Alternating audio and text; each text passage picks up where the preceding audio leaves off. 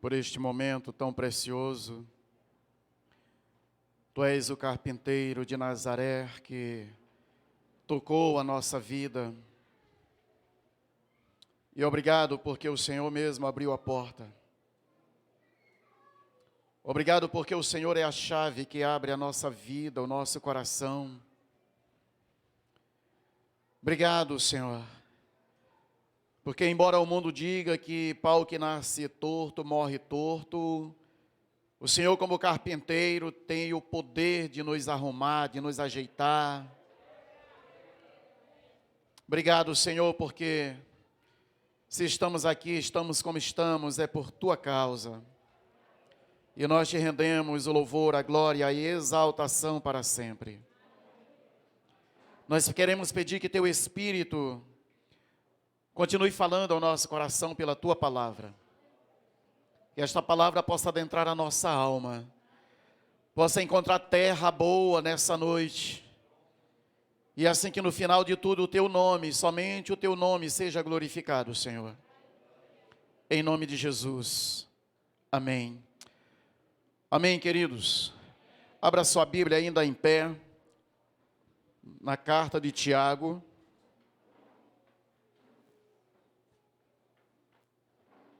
Tiago, capítulo 1, dos versículos 9 ao 11. Tiago 1, de 9 a 11.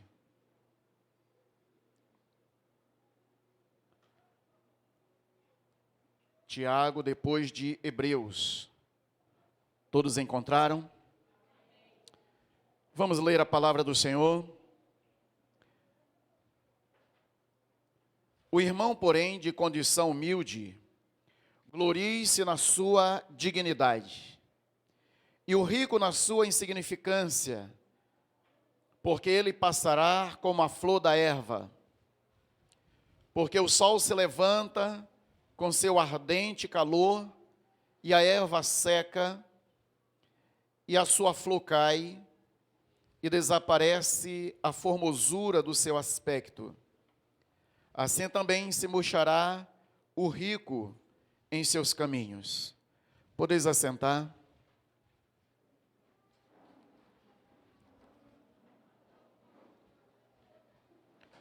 Mais uma vez, sejam bem-vindos todos. Nós estamos fazendo a explanação da carta de Tiago. Amém? Tudo bem por aí? Amém. Estamos fazendo a explanação da carta de Tiago. Terminamos de fazer a explanação de 2 Timóteo e agora estamos em Tiago. E esse é o terceiro sermão, a terceira mensagem da carta de Tiago. Nós vamos explanar toda ela, capítulo a capítulo, versículo a versículo. Amém? E tem sido muito precioso. Quarta-feira, nós podemos compreender a respeito da sabedoria. Ele vem dizer que se precisamos de sabedoria, precisamos pedir para o Senhor. Mas não somente pedir com fé, porque aquele que pede sem fé, não espera receber nada de Deus, porque esse homem é como a onda do mar. É instável, ora está lá em cima, ora está lá embaixo, ele não tem estabilidade. E ele vai dizer também que nós precisamos não ter a mente dividida, não ser homens e mulheres de ânimo dobre, não ter uma mente dividida, mas ser constante em cada um dos nossos caminhos. E então ele continua agora falando a respeito de duas categorias de pessoas. As pessoas pobres e as pessoas ricas.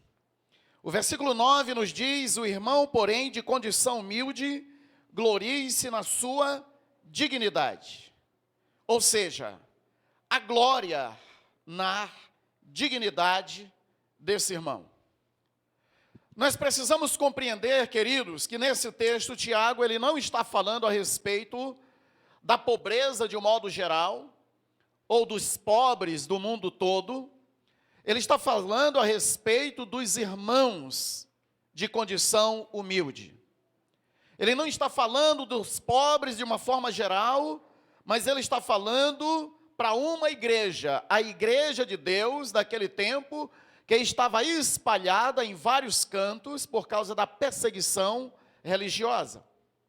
A partir da morte de Estevão, ali em Atos 8, a igreja sofreu uma grande perseguição. E os irmãos se espalharam pelos 4 cantos da terra, e Tiago está falando a respeito desses irmãos e para esses irmãos da dispersão, da diáspora, como ele fala. Então ele está falando para crente, ele está falando para a igreja do Senhor, que está passando por várias provações, e aqui ele continua falando a respeito das provações, embora não pareça no início, embora pareça que seja provação apenas para o pobre, mas a gente vai compreender que é uma provação de uma forma geral. Outra coisa que Tiago não está exaltando a pobreza e colocando a riqueza lá embaixo. Ele não está discriminando o rico em detrimento dos pobres. Ele não está exaltando a pobreza como uma forma de se aproximar de Deus. Existe uma teologia, a teologia da libertação, que ela prega que a pobreza é uma forma de nos aproximarmos de Deus. Outros dizem que através da pobreza nós encontramos a salvação. Mas isso não é o que a palavra está dizendo. E eles afirmam também, colocam aquele texto, aquela parábola do rico e de Lázaro. E diz, olha, Lázaro era o pobre, foi para o seio de Abraão. O rico, ele foi para o inferno. E assim o pobre, às vezes, acaba olhando para o rico como aquele que é destinado para o inferno. E o pobre destinado para o céu. Mas o céu e o inferno não tem nada a ver com ser rico ou ser pobre. O céu está para aqueles que recebem Jesus Cristo como Senhor e Salvador da sua vida e tem a sua suficiência em Deus. Amém? Tem a sua suficiência em Deus. E esse é o nosso tema, não é? Vivendo na suficiência de Cristo. A nossa salvação não está no ter ou não ter, mas a nossa suficiência em Cristo. Então, há uma glória na dignidade do pobre. É certo que Deus se importa, queridos. É certo que Deus se importa com os pobres. É certo que Deus se importa, Deus, Ele ama os necessitados, os oprimidos. Mas usar isso para fazer uma alusão à salvação é exatamente falar o que a palavra não está falando. Tiago, ele está falando que aquele irmão que está sem condição financeira, sem o alto poder aquisitivo, ele deve orgulhar-se, ele deve gloriar-se. Só que essa glória, esse orgulhar-se também não é aquela atitude de arrogância, porque eu acho que ninguém se orgulha, né, assim de ser pobre. Puxa, que legal, eu sou pobre, vocês não são pobres, mas eu sou. Não, dificilmente alguém faz isso. E é exatamente esse tipo de orgulho que Tiago não está falando. O tipo de orgulho que Tiago está falando é que nós devemos nos orgulhar, porque a nossa riqueza não consiste na terra, mas consiste no céu. Amém? Paulo, ele vai falar em 1 Coríntios, capítulo 1, versículo de 26 a 31. Irmãos, considerem a aprovação de vocês, a vocação de vocês. Não foram chamados muitos sábios segundo a carne, nem muitos poderosos, nem muitos de nobre nascimento, Pelo contrário, Deus escolheu as coisas loucas do mundo para envergonhar as sábias, e escolheu as coisas fracas do mundo para envergonhar as fortes. E Deus escolheu as coisas humildes do mundo e as desprezadas e aquelas que não são para conduzir ou reduzir a nada as que são, a fim de que ninguém se glorie na presença de Deus. Mas vocês são dele, em Cristo Jesus, o qual se tornou para nós, da parte de Deus, sabedoria, justiça, santificação e redenção, para que, como está escrito, aquele que se glorie, glorie-se no Senhor. Então, toda a glória do pobre está no Senhor. Neste caso, Tiago está dizendo que a glória destes irmãos pobres está na dignidade, na sua dignidade diante de Deus. O irmão que é pobre diante dos homens, ele pode ser muito rico diante de Deus. Ele pode ter grandes riquezas no céu. Filipenses 3, 19 e 20, diz: o destino deles é a perdição, o Deus deles é o ventre, e a glória a Deus está naquilo de que deviam se envergonhar, visto que só pensam nas coisas terrenas, pois a nossa pátria está nos céus, de onde também aguardamos o Salvador, o Senhor Jesus Cristo. Ou seja, aquele irmão que é pobre, que é humilde financeiramente, ele precisa se orgulhar, entre aspas, ele precisa se orgulhar ou se gloriar na pátria celestial. O servo de Deus de condição humilde, ele está vivendo entre dois mundos. Ele está vivendo na terra, mas ele é cidadão do céu. Ele tem duas nacionalidades. Nacionalidade brasileira, no nosso caso, e também a nacionalidade celestial. Nós aqui somos peregrinos, nós estamos de passagem. Por isso a nossa glória está no céu, está em Deus. Amém? Porque a questão não é ser pobre, porque existe pobres também arrogantes. Não é verdade? Não são os ricos apenas que são arrogantes, alguns, mas também os pobres. Existe pobre que é arrogante no pouco que tem. Mas Tiago está dizendo que os pobres, eles devem se gloriar em Deus. Sendo assim, meus amados, o pobre de recurso financeiro deve alegrar-se no fato de Deus ser a sua maior riqueza. E mesmo vivendo com poucos recursos materiais, Deus sempre vai suprir as suas necessidades.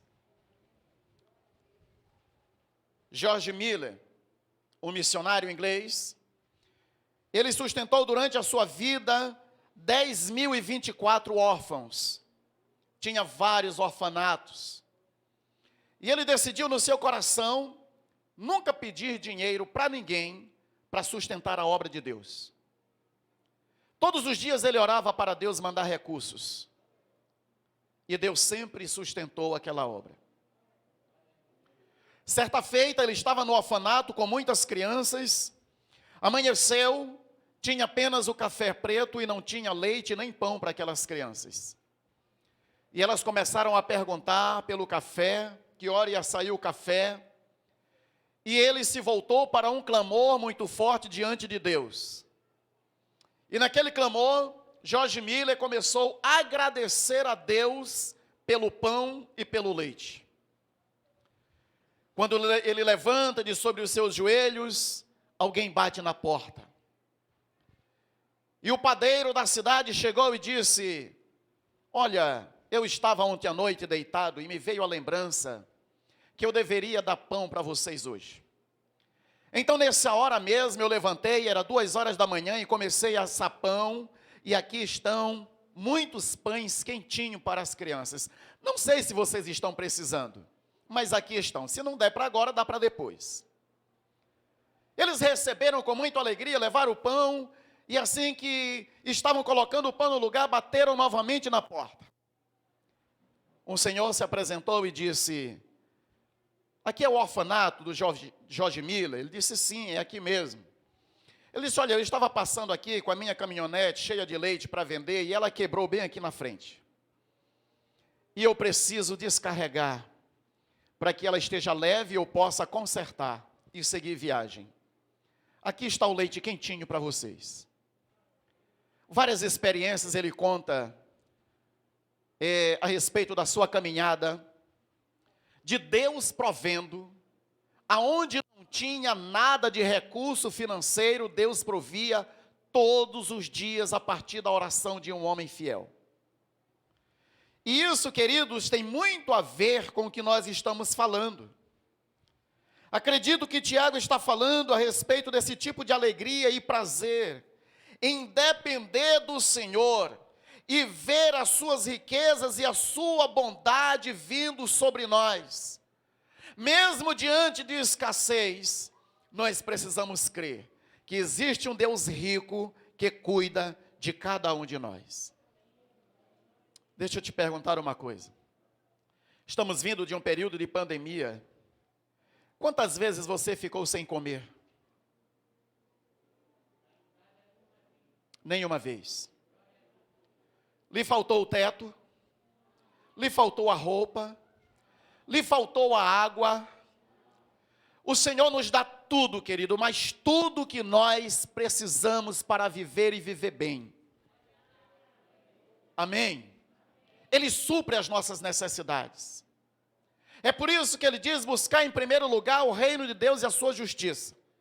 E todas essas outras coisas vos serão acrescentadas. Por isso, ser pobre diante de Deus e depender de Deus, confiar em Deus, de que Ele vai suprir as nossas necessidades, isso é uma bênção muito grande. E é nisso que o pobre tem que gloriar-se, em que Deus é aquele que lhe supre, é aquele que não lhe deixa faltar o pão de cada dia. Se eu fosse abrir para testemunho, muitos de vocês teriam vários testemunhos para contar. Mas como sou eu que estou com o microfone, eu vou contar um. No começo da nossa caminhada cristã, nossos filhos bem pequenos, ou bem novinhos, né, Valéria? Eu passei um tempo desempregado, fazia bico, mas às vezes a coisa estava bem escassa lá em casa. E sabe, teve vez de nós nos ajoelharmos no pé da cama e dizer, Senhor, os nossos filhos não têm nada para comer hoje. E às vezes a gente tinha uma palavra lá em casa que dizia, mamãe, eu estou com fome. Ela dizia, dorme que passa. Mas sabe, queridos, uma coisa incrível que a gente experimentou esse tempo, é que quando não tinha nada, sempre Deus enviava alguém. Sempre. A nossa história é uma história de milagres. E enquanto eu estava desempregado, procurando emprego, Deus nunca nos deixou passar fome. Nunca. Às vezes, irmão, que passava tempo sem nos visitar, chegava com uma sacola, chegava com uma mercearia. O nosso pastor fez isso muitas vezes. Irmãos de condição, bem humildes também, como a gente.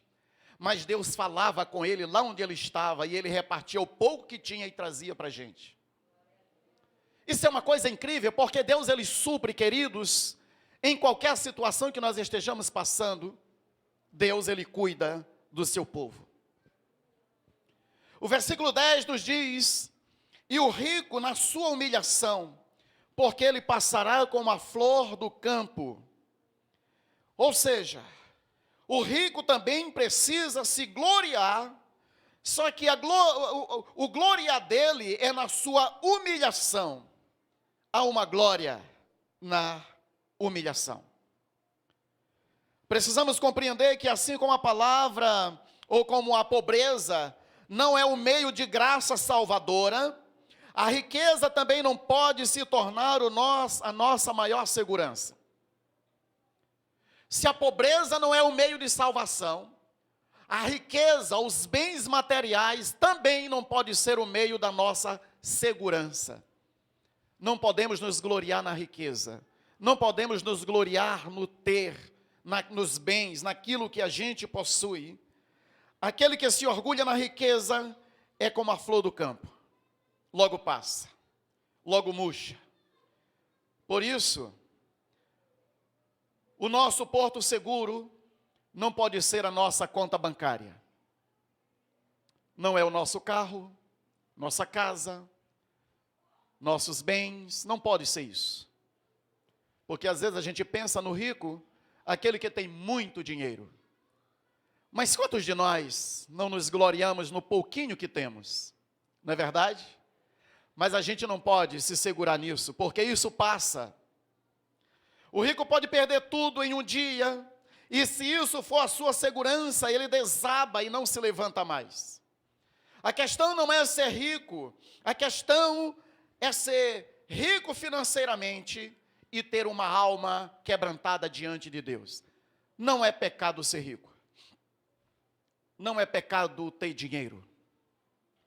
A Bíblia fala de um homem chamado Jó. E ela começa dizendo que ele era o homem mais rico do Oriente. Lembra? Ele era o homem mais rico do Oriente. Tinha muitos bens. Mas quando Jó teve que decidir entre seus bens e Deus, ele decidiu por Deus. Naquele dia que ele ficou falido, completamente falido, ele continuou glorificando a Deus. No dia que ele perdeu a saúde, ele continuou glorificando a Deus. Ele perdeu a família, perdeu os filhos, 9 velórios em um só dia, ele continuou glorificando a Deus. O coração de Jó não estava na família, o coração de Jó não estava na saúde, o coração de Jó não estava na riqueza, o coração de Jó estava plantado no Senhor. Ele conhecia o Senhor. O problema não é a riqueza, é onde está o nosso coração. O problema não é o dinheiro, o problema não é o bom emprego, o problema não é a sua posição, o problema é aonde está o seu coração. É isso que é o problema às vezes. É triste, queridos, vermos pessoas com tantos recursos financeiros e fazer disso seu Deus. Mas é tão gratificante ver pessoas com tantos recursos financeiros e ter o coração voltado para Cristo. Isso também acontece. Ele veio salvar não somente os pobres financeiramente, mas o pobre de espírito. Isso independe de recursos financeiros. Na verdade, o poder e a riqueza não corrompem o homem, apenas revela quem elas são. Não é o poder, não é o dinheiro, apenas revela quem a pessoa é. Quantas pessoas estão tão fiéis diante de Deus, vivem em oração, palavra, comunhão, adoração, mas isso enquanto elas não conseguiram um emprego, não conseguiram algo na vida. Porque assim que elas conseguem, começam a se afastar, começam a se distanciar, começam a não ter tempo para nada. Não tenho tempo para Deus, não tenho tempo para a célula, não tenho tempo para a igreja, não tenho tempo para nada, porque a sua vida agora é uma correria pelo poder, pelos bens, pela riqueza. Então o coração dessa pessoa foi apenas revelado, não foi o dinheiro que a corrompeu. Assim como a política também não corrompe ninguém, apenas revela o coração corrompido. Em 1 Timóteo, Paulo já fala para Timóteo, 1 Timóteo 6,10, ele diz, porque o amor ao dinheiro é a raiz de todos os males, e alguns nessa cobiça se desviaram da fé, e atormentaram a si mesmos com muitas dores. Então não é só hoje, sempre aconteceu.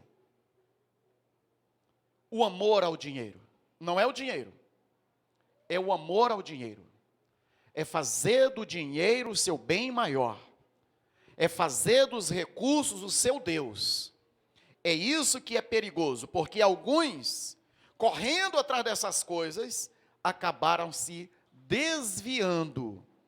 Mas não somente se desviando, se atormentando. Porque quando a gente se torna escravo do dinheiro, não vem paz, vem tormento. Sabia quantos ricos, queridos, gostariam de ter, talvez, a paz que você tem? Tem muito dinheiro, tem muitos bens, mas lhe falta a paz, lhes falta o sossego, lhes falta a vida com Deus. Esses crentes, Timóteo está dizendo que eles se tornaram atormentados, porque estavam correndo atrás do dinheiro. A questão não é ser rico ou ter dinheiro, a questão é o dinheiro possuir essas pessoas. Enquanto você está possuindo o dinheiro, está tudo bem. Você está no comando, mas quando ele começa a lhe possuir, aí a coisa fica difícil. Mateus 9, 6, 19 a 21. Jesus diz: não acumulem tesouros sobre a terra, onde as traças e a ferrugem corroem, e onde os ladrões escavam e roubam. Mas ajuntem tesouro no céu, onde as traças e a ferrugem não corroem, e onde os ladrões não escavam nem roubam. Porque aonde estiver o teu tesouro, aí está o seu coração. Amém? Não ajuntar. Isso aqui não é nenhuma dica para não trabalhar, para não estudar, para não crescer na vida, não tem nada a ver com isso. Está dizendo que a nossa maior posse, a nossa maior riqueza, tem que estar em um lugar seguro. Amém? Esse lugar seguro não é o cofre, não é o banco, é o céu. É o maior, é o lugar mais seguro. Uma das possibilidades, queridos, que Tiago está falando para esses irmãos, é que tinham alguns irmãos ricos e outros irmãos pobres. E esses ricos, eles estavam aproveitando as oportunidades para se beneficiar à custa dos pobres ainda. Isso é terrível, porque isso não mudou. Você percebe aí quantos roubos, quanto desvio financeiro, pessoas que desviam o dinheiro da merenda escolar. E às vezes a merenda escolar, em alguns lugares aqui no Brasil, é a única refeição de uma criança. E aquele que já tem tantos recursos, ele não olha para esses pobres. Ele quer ter mais. A medida do ter não enche. E ele rouba dessas crianças para aumentar a sua fortuna. O que não falar da pandemia? Que muitos usaram os recursos da saúde para se enriquecer, para aumentar os seus recursos, enquanto a saúde estava sucateada e continua. Enquanto muitos morreram por falta de recursos, outros não estavam nem aí. Estavam se voltando e adorando esse Deus que é Mamon, que é o Deus do dinheiro. E isso acontece todos os dias, em todos os lugares. Então, meus amigos, os perigos a serem evitados, tanto a pobreza quanto a riqueza, estavam sendo motivo de provação para aqueles irmãos, assim como hoje também. Veja bem, tanto a riqueza quanto a pobreza estavam servindo de provação para aqueles irmãos. Talvez seja porque na abundância nós somos testados a não confiar em Deus. Quando temos recursos, quando estamos em abundância, a nossa aprovação e a nossa tentação é não confiar em Deus. Pois confiamos no dinheiro para comprar um remédio, podemos confiar no dinheiro para marcar a consulta, para pagar uma consulta, para pagar um tratamento, tudo isso é muito bom. Mas a nossa confiança não tem que estar nisso. Porque às vezes nós olhamos, eu tenho tudo, eu posso pagar, eu posso comprar, eu posso... E aí a gente esquece de depender do Senhor. Esquece de orar para Deus. Esquece que a nossa vida não depende dos recursos, mesmo que seja para fazer um tratamento. A nossa vida depende, em último lugar, de Deus, e não da nossa riqueza, do nosso dinheiro. Então, os ricos da época estavam sendo provados nisso, a deixar de confiar nos recursos para confiar em Deus. Já na falta dos recursos, nós somos testados a desconfiar de Deus, pois culpamos Deus pelo que não temos, o que achamos que deveríamos ter. Assim nós lançamos dúvida no caráter santo, imutável de Deus. Porque assim como o rico, ele é tentado a confiar na sua riqueza, o pobre é tentado a desconfiar de Deus, porque Deus não supriu na hora que ele queria. Então são dois tipos de provações. A diferença entre o irmão rico e o pobre está na atitude diante da abundância e diante da falta dela. Entende? Está na atitude do coração, tanto na abundância quanto na falta dela. Tanto um quanto o outro precisam confiar inteiramente no Senhor. A falta pode nos levar ao desespero, enquanto a abundância pode nos levar à autossuficiência. E os dois polos são muito perigosos. O pobre, ao ser provado pela escassez, ele diz: mas quão rico eu sou. O rico, ao ser provado pelas glórias deste mundo, diz: quão vulnerável eu sou. Cada um olha para a sua vida e entende que a sua suficiência está em Cristo somente. Tanto um quanto o outro precisam compreender que a sua suficiência está em Cristo. Amém? Paulo diz em Filipenses capítulo 4, versículo de 11 a 13. Por isto, digo isto, não porque esteja necessitado, porque aprendi a viver contente em toda e qualquer situação. Sei o que é passar necessidade, e sei também o que é ter em abundância. Aprendi o segredo de toda e qualquer circunstância, tanto de estar alimentado quanto de ter fome, tanto de ter em abundância como de passar necessidade. Tudo posso naquele que me fortalece. Amém? Paulo é o exemplo disso. Em tudo ele glorificava a Deus. Tudo ele podia naquele que lhe fortalecia. Por isso ele sabia estar tanto bem quanto mal. Ter tudo, não ter nada. Ter abundância de comida, mas ter também escassez e passar fome. Tudo ele tinha passado. E ele estava pleno em toda e qualquer situação. 2 Coríntios 4,17 diz: porque a nossa leve e momentânea tribulação produz para nós um eterno peso de glória, acima de toda comparação. Amém, queridos? Então, toda nossa leve e momentânea tribulação, ela tem um tempo. Ela produz um eterno peso de glória para nós. Então, aguente firme diante de toda e qualquer situação que você esteja passando. Se você é alguém que tem muitos recursos, assim como Sebastião,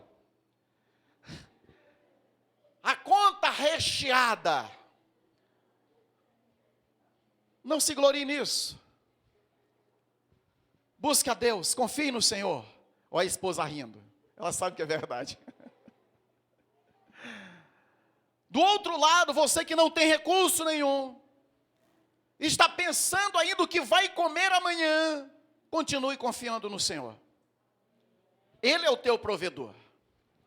Tanto para um quanto para outro, Deus, Cristo, Ele é suficiente. Ele vai te ajudar. Ele vai te suprir. A nossa pátria não é aqui. A nossa morada não é aqui. Nós estamos de passagem. E logo, logo, nós estaremos em o nosso eterno lar. Logo, logo não, né? Que demore um pouquinho. Mas nós estaremos em nosso eterno lar, aonde Cristo será tudo em todos. E nós não teremos falta de nada. Amém? Que assim seja essa palavra no meu coração e no seu coração. Coloque-se de pé, vamos orar. Feche seus olhos, põe a mão no seu coração.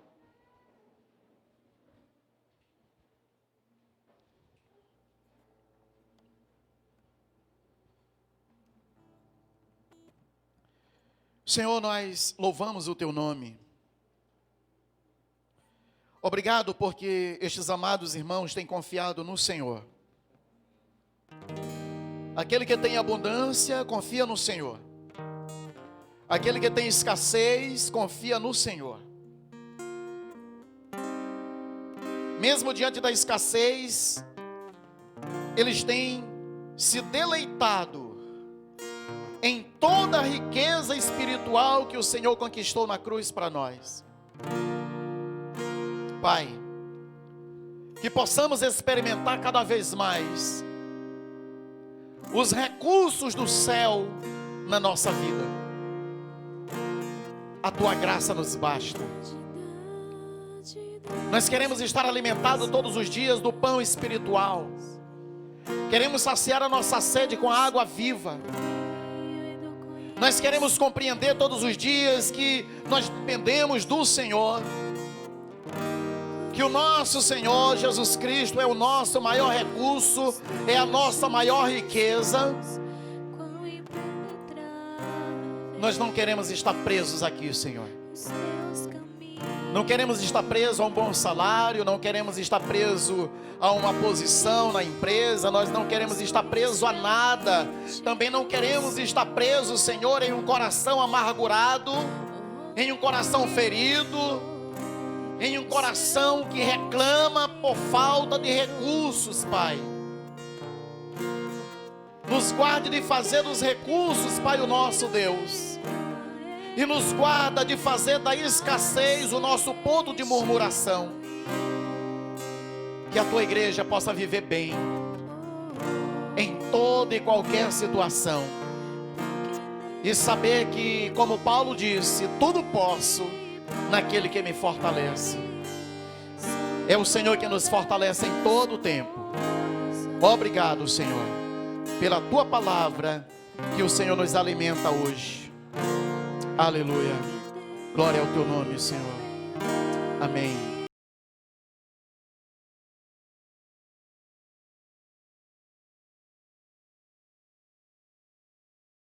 Podem assentar por um instante, queridos.